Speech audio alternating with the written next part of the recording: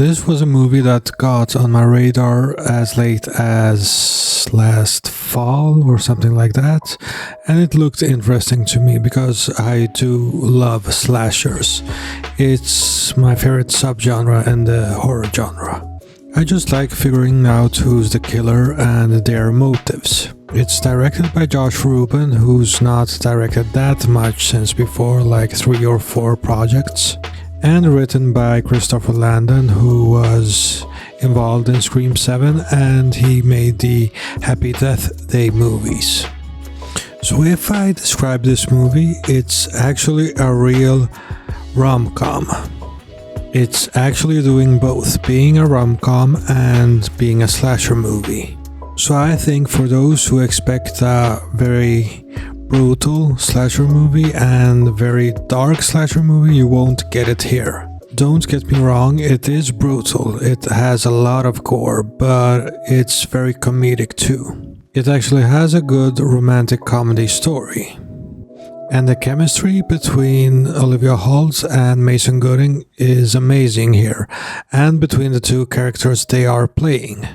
Like I said, the romantic comedy part of this movie is very well written, and these two characters are also very well written.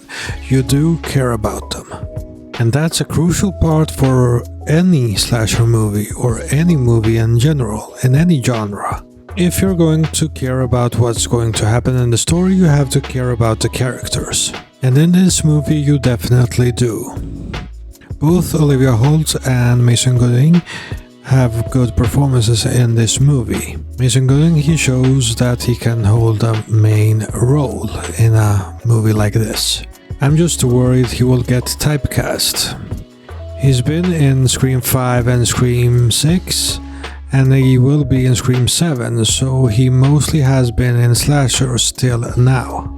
But on to the movie. This movie is very fun. It balances between being comedic and being a slasher very well, and it's just a fun ride. It really feels more like a rom-com than it does a slasher, even though it really feels like a slasher too. It really balances those two genres together. And some will love that and some will hate it. It all depends on what kind of a slasher fan you are. If you just want your slashers to be serious, then you won't like this movie. But if you want something in the vein of Scream or Happy Death Day, where there's more self-awareness and comedy thrown into it, then you will love this. And I say comedy, but it's mostly, at least in Scream, it's satire. It's self-aware and it's satire. And if that's not your thing, then you won't like this. Now I will get into the story of the movie, so there will be spoilers. So in the movie you have this heart-eyes killer. He goes after couples on Valentine's Day. Not just Valentine's Day, but he goes after couples for some reason. And the movie starts with a kill immediately, and it gets quite brutal too. The first kill just shows us what the heart-eyes killer can do and how he works. It's these characters that get killed in the first scene, they are not related to the rest of the movie. It's just there to tell us who the heart-eyes killer is and how he operates.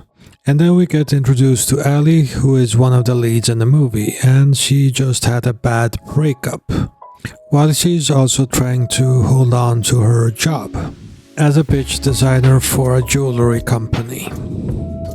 Because her latest project was ridiculed because it was about doomed relationships. Her boss forces her to work with Jay Simmons, who is a famous designer, who she also encountered earlier in a coffee shop. Jay suggests that they have dinner so they can get some inspiration together. And at this dinner, Jay enters the restaurant like it's a private date, like a real date and not a business date. And they sit together at a table, and Ellie, she finds out that he is really trying to hit on her. As they start talking, they really find out that they are very different. They see love and romance in very different ways. And Ali kind of insults Jay, and he leaves the restaurant. Ali goes after him and apologizes. They take a cab home. While they are there, they get into talking a little bit more, and Jay sees that her place is a bit of a mess. They talk a little bit more about their backgrounds and so on. While Ali opens her wardrobe, the Heart-Eye Killer is there, and he or her attacks them in the apartment. In fact, they get attacked several times in the apartment. They try to get away and do manage to get away, but they are surprised why they are being attacked because they are not a couple. They try to get a cab from there, but the Heart-Eye Killer, he attacks the driver and kills him with a bow and arrow. So they just start running and a long night begins. And also a very entertaining and fun movie begins.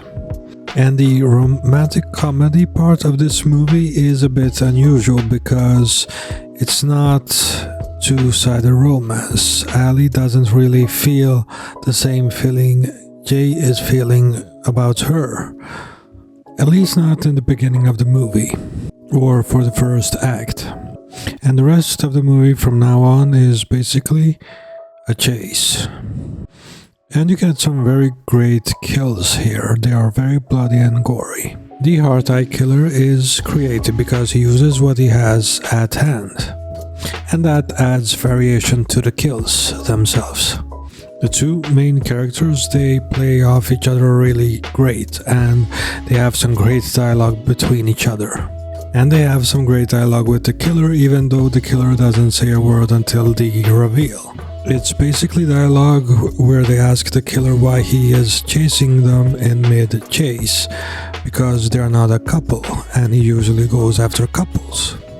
And those dialogue changes I thought were really fun.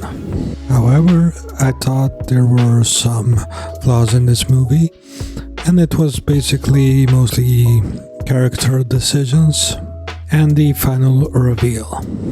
And spoiler if you plan to see this, in the final reveal we get to know who the killers are, and there were basically 3 killers in the movie that switched between each other in the hunting and killing.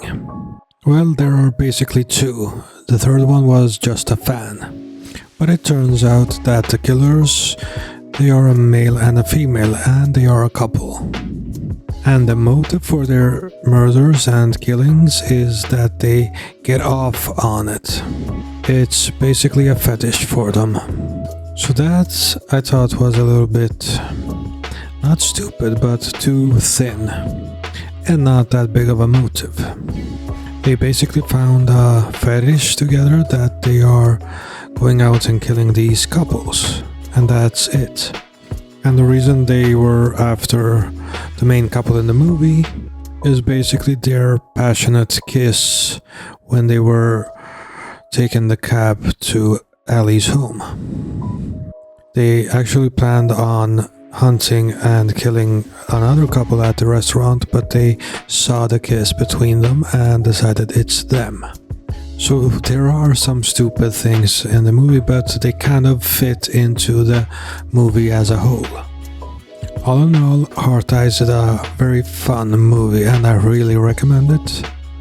Heart-Eye himself, the mask and the design of the killer and killers, I think that will be a future icon, because the killer himself has a niche, like going after couples, and it's more of a romantic thing.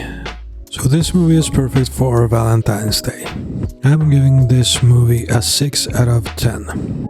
If you like this video, please like, share and subscribe. Also, don't forget to smash the bell icon so that you don't miss any of my future videos. This has been Boogeyman Cinema. Thank you for watching.